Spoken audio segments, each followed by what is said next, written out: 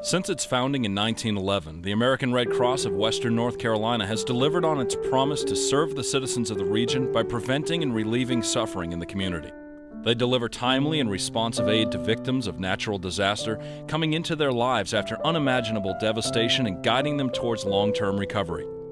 They provide support and comfort for members of the armed forces and their families, bridging the gap of physical distance at times of great emotional need. They collect, process, and distribute life-saving blood and blood products. They offer a wide range of educational programs that promote health and safety, empowering individuals in the community to respond to life-threatening circumstances. Over the past 100 years, the Red Cross in Western North Carolina has touched countless lives, those who've called upon the Red Cross to deliver aid in what might have become their darkest hour. Susan Bollock has been teaching health and safety classes for the Red Cross in Asheville, North Carolina for the past 22 years. As an instructor of infant and child CPR, she has taught individuals the life-saving skills necessary to respond to emergencies that would otherwise end a child's life. I taught a group of mothers in La Leche League and in my church an infant and child CPR class. And I remember months later talking with a mother who told me the outcome of her training. After I taught her infant and child CPR, first aid for choking, she had an incident with her 2 children. Someone had given her 10-year-old some shredded bubble gum, and her 10-month-old got a hold of it. And until I had trained her, she had never taken CPR before. And her 10-month-old stopped breathing, and by the time that the ambulances arrived, she had her baby breathing again. Well, I don't remember the circumstances when I saw her again, but she just came up to me and said that I had made a difference, that what I had taught her was something that she could use to save her baby's life. And I still, to this day, it brings tears to my eyes to think about that, because it was something so simple. I cherish that story as something that shows that what I'm doing is making a difference. Over a span of 58 years, Ken Lanter has donated over 150 gallons of blood. His enthusiasm and dedication as a blood donor is both inspiring and humbling. Well, it was many, many years ago. I think I was about 18 years old, and they were having a blood drive in my little hometown of Fries, Virginia at the community center. And I just decided I'd go by there and see what it was all about. Well, after I got to about 140 gallons, they'd been given pens occasionally, and especially on up to probably 10 or 15 gallons on a regular basis. When I got to 140 gallons and they had to sort of start looking for a pen, I thought, well, hey, wait a minute here, this must be something unusual. So then I got up to 145, and of course they don't have pens for that, but when I got to 150, they found a pen for me. So I thought, well, this is exceptional. So I was glad to get that pen. Glad I was able to help that many people over the years. Now, I've talked to several people about going, and I think a lot of them have, but many people are reluctant because they are afraid of the first trip. Once they go and find out that it's nothing, then they go back again. There are a lot of people who volunteer for the Red Cross all over the world, and if it wasn't for volunteers with our local fire departments and volunteers for the donating blood and platelets and whatever, and money, of course money comes in big with the Red Cross because they use it wisely. It makes me feel good, especially when my health is good enough to give platelets, so that's good to share.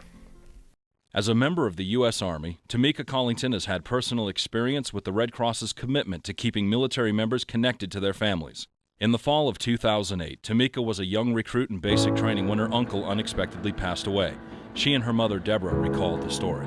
I worked at the Asheville Mountain Area chapter of the American Red Cross for 30 years, and I worked as emergency services director, being responsible for disaster programs as well as service to the armed forces. When Tamika came to me and said that she was going to join the military, I felt like, okay, I'm going to see how this is going to work. My son, he took it the hardest. My girls, they were pretty much okay, and my mom was just like, you know, oh wow, I guess, you know, my baby's going, my baby's leaving. Knowing that the Red Cross would be there if something happened was a big comfort, because I had seen it happen time and time before, not only working, you know, doing what I did for Red Cross, but also with my own experience, our experience with my brother-in-law.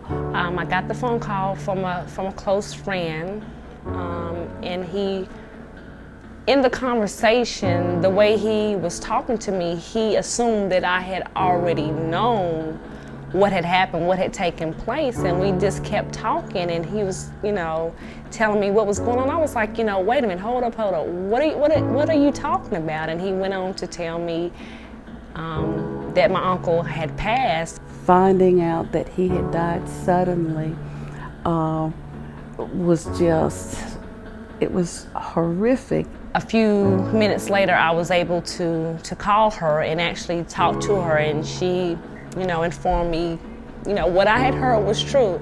And she was just like, you know, don't worry, you know, we'll get the Red Cross message out, and, you know, we'll see what happens. Knowing that she was going to get to come home and be a part of, you know, the whole process, the funeral, all of that, meant a lot. And knowing too that if she had not gotten to come, she would have been devastated.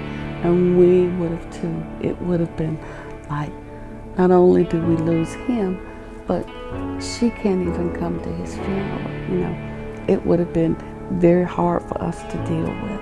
You know, it's like, yeah, I do this every day. I've done it every day for I don't know how long. But now the shoe is on the other foot, and I really see how people feel. I really know how important it is to have that link that Red Cross makes. When last year's winter storms tore through western North Carolina, the Red Cross opened a total of 33 emergency shelters during the winter months. Leicester resident Dave West recalls his experience at the Red Cross shelter at Trinity Baptist Church last winter. We lost power the first day, about 5 o'clock in the afternoon. And so I spent the first night at the house. But it didn't seem to matter how many clothes I put on, you know, I was freezing. The middle of the night was scary, you know, because the snow was coming down and trees were falling and there was no light anywhere. So the next day I realized power wasn't going to come back on, so I called the fire department and they came out and more or less rescued me. I remember thinking as we were going down the road, it's going to be okay, you know, I'm going to be safe. So anyway, sorry, because when it comes back, you know, it's emotional. But getting there, when I came into the place, you know, it was almost like coming home to like the family, you know, and it was set up great, you know. I mean, it was like I was really surprised, you know. It was like a welcoming. It was warm. I had been cold for a long time, and it was very comfortable. You know, to be, it was just like, you know, for the time you had to be there, it was a good experience. The American Red Cross of Western North Carolina helps restore hope and dignity to regional residents in times of despair, devastation, and need. It's where Western North Carolinians mobilize to help their neighbors across the street and across the region in emergencies. In its 100th year of relieving and preventing suffering in the region, the American Red Cross of Western North Carolina, with your help, will build the foundation for another 100 years of service. 100 years, countless lives. Including mine. Including mine. Including mine. Including mine.